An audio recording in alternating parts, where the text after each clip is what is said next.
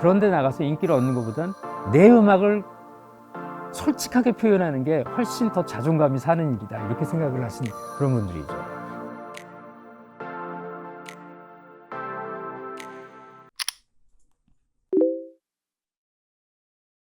예전에는 그 데뷔하기가 참 어려웠습니다. 그 기획사라는 게 없어가지고 대부분 전속 계약을 레코드사하고 했어요. 그 당시에 유명했던 뭐 서라벌 레코드, 지구 레코드, 뭐 서울 음반 이런 데에서 가수들을 굉장히 많이 데리고 있었거든요. 오디션이죠, 그때도. 그렇게 하고 이제 발탁돼 가지고 푸른 하늘이라는 이름으로 이제 활동을 했었는데, 앨범을 하도 안 내줘가지고 제가 그냥 앨범을 제 돈으로 제작을 했어요. 첫 앨범을. 그때 아르바이트로 피아노 쳤었는데, 그때 피아노 쳤던 걸 이렇게 모아가지고 되게 열악한 환경에서 첫 앨범을 내서 꿈에 그리던 그 기획사로 그 마스터 테이프를 가지고 갔죠. 그 기획사가 이제 동아기획이고요. 제가 처음에 음악을 시작했던 그 서울 음반이, 거기에 뭐 부활, 외인부대, 그러니까 임재범 씨, 이승철 씨, 김태원 씨 다 거기서 만났어요. 다섯 손가락이라는 팀도 있었고, 이제 시간을 나눠서 이렇게 쭉 연습을 했는데, 다 앨범을 내주는데 푸른 하늘만 앨범을 못 냈어요. 거기서 화가 많이 나가지고 제 돈으로 제작을 해가지고 마스터까지 다 하고 용기를 내서 동아기획에 갔죠. 그때 동아기획은 우리한테는 약간 좀 다른 세상이었어요. 기존에 아주 틀에 박힌 그런 홍보나 뭐 거기 소속된 가수들의 마인드나 이런 게 저희한테는 되게 꿈 같은 그런 분들이 많았거든요. 일단 뭐 들국화도 있었고 김현식 선배도 있었고, 나중에 한 얘기지만 들국화가 숭의음악당에서 공연할 때 지금 같이 음악하는 세 명이 같이 그 공연을 봤어요. 그러니까 제가 이쪽에서 보고 제 뒤쪽에 이승환 씨가 보고 저쪽 왼쪽에 신승훈 씨가 보고, 나중에 근데 셋이 만나서 그때 공연 딱 2회 공연을 했거든요. 숭의음악당에서. 그때 얘기를 해보니까 다 그 장소에 있더라고요. 그래서 머리에 꽃 꽂아준 그 사건도 기억하고, 그만큼 지금 음악하고 있는 사람들에게 들국화나 김현식, 언더그라운드 뮤지션, 그 사람들이 준 영향은 거의 지대하다고 봐야죠. 들국화 공연을 서울에서는 많이 안 하니까, 두 번 하니까 저녁 공연에 다들 같이 간 거지. 서로 모르는 상태에서. 너도 있었냐? 나도 있었다. 그러면서 그 공연의 에피소드들 작은 것까지 다 같이 기억을 하고 있더라고요. 제가 여태까지 받은 생일 선물 중에 그 제일 기억에 남는 게, 들국화 2집이 나왔는데 당시 여자친구가 코팅을 해가지고 그 LP를 사줬거든요. 그때가 또 딱 발매한 날인데, 그게 제일 기억에 남아요. 제일 그 이후에 더 비싼 선물도 많이 받아봤겠지만 그 선물처럼 이렇게 감격적이었던 건 없었던 것 같아요. 우상이었죠, 우상. 그 최성환 형이라는 사람을 보게 된 것도 되게 영광이었고, 동아기획에 딱 그 앨범을 마스터 테이프를 딱 갖고 가서, 회사가 뭐 크지도 않아요. 지금 인터뷰하는 이곳에 한 10분의 1도 안 될 거예요. 테이블에, 일자형 테이블에 이렇게 앉아가지고 겨울바다를 이렇게 틀었어요. 틀었는데 마침 그때 최성원 형이 계셨어요.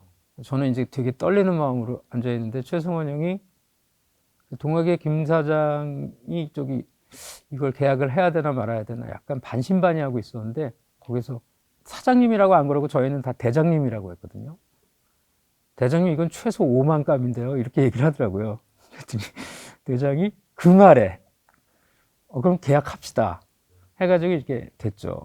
그래서 그때 되게 감사드리고, 글쎄 뭐 그 이후로 5만 장 이상 더 많이 팔렸지만 어쨌거나 그렇게 가능성을 점쳐줬다는 데 대해서, 그것도 제가 제일 존경하는 뮤지션이 굉장히 영광스럽게 시작을 한 것 같아요. 그 후광을 고스란히 받으면서.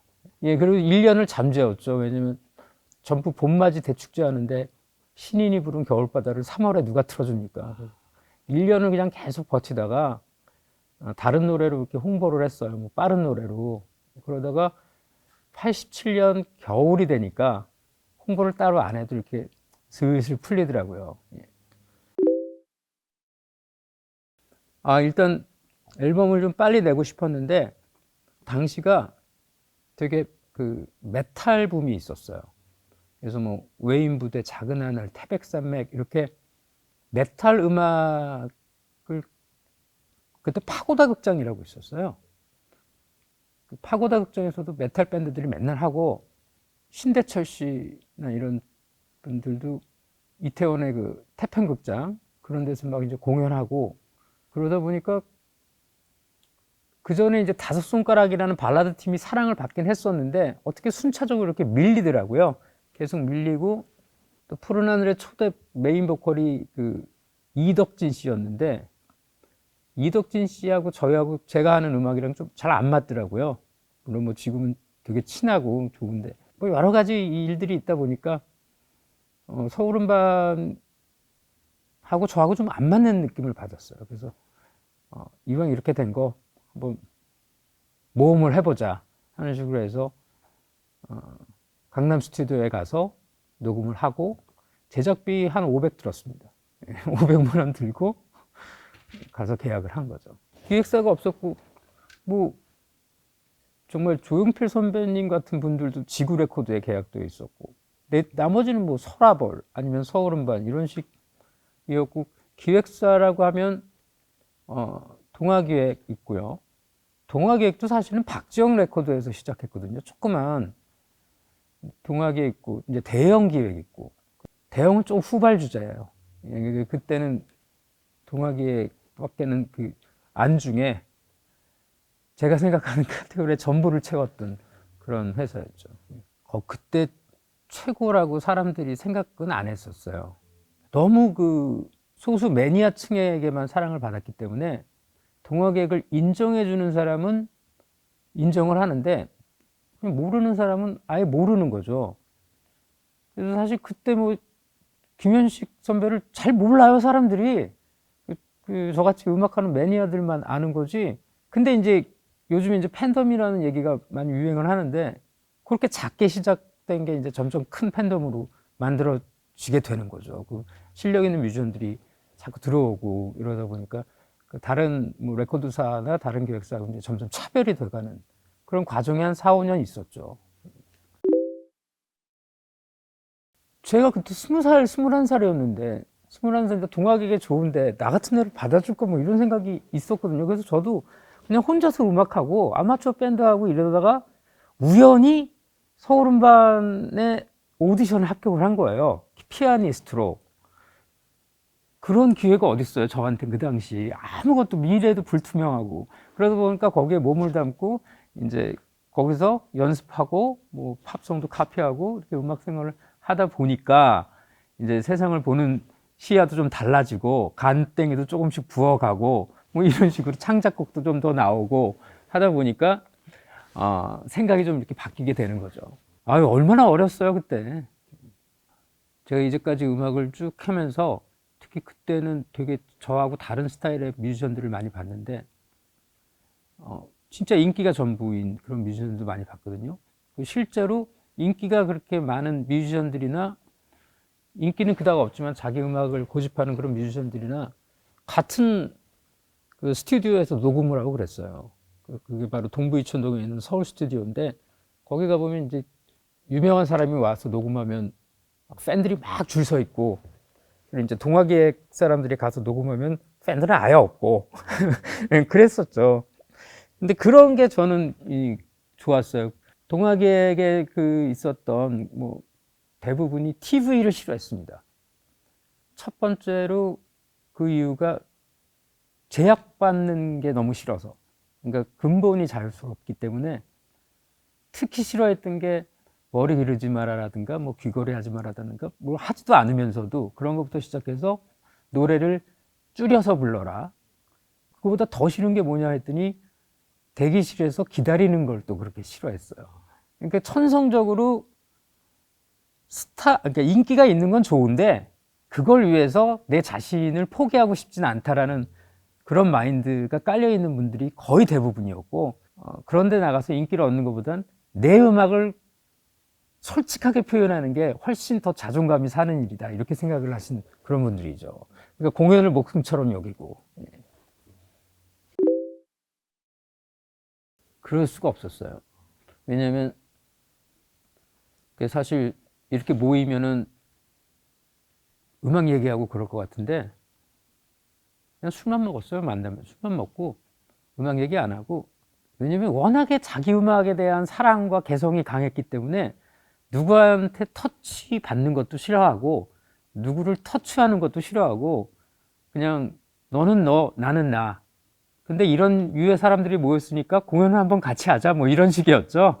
감성과 개성이 넘치는 그런 사람들의 모임이 아니었나 싶어요. 조금 잘난 척 같이 들을 수 있겠지만 푸르나는 앨범이 이상하게 좀 잘 되기 시작할 때 그때는 서로 이렇게 좀 참여하는 걸 되게 즐거워했었어요. 뭐 곡을 줘도 곡비를 받지도 않고 뭐 코러스를 해도 코러스비를 받지도 않고, 근데 이제 대신에 회사에서 좀 챙겨주겠죠. 이게 잘 되고 그러면. 근데 그만큼 요즘처럼 이렇게 이해타산적이지 않았던 그런 부분이 되게 많았죠. 그걸 되게 아름답게 보시는 분도 있지만 또 되게 후회스러웠던 과거다 이렇게 생각하는 분도 있는 것 같아요.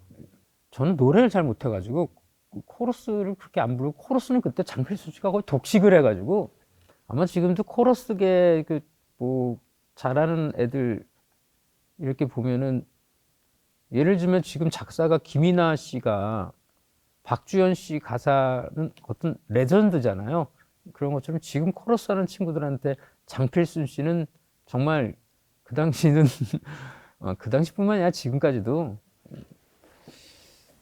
상상 이상의 그런 가치를 지닌 코러스를 하셨죠.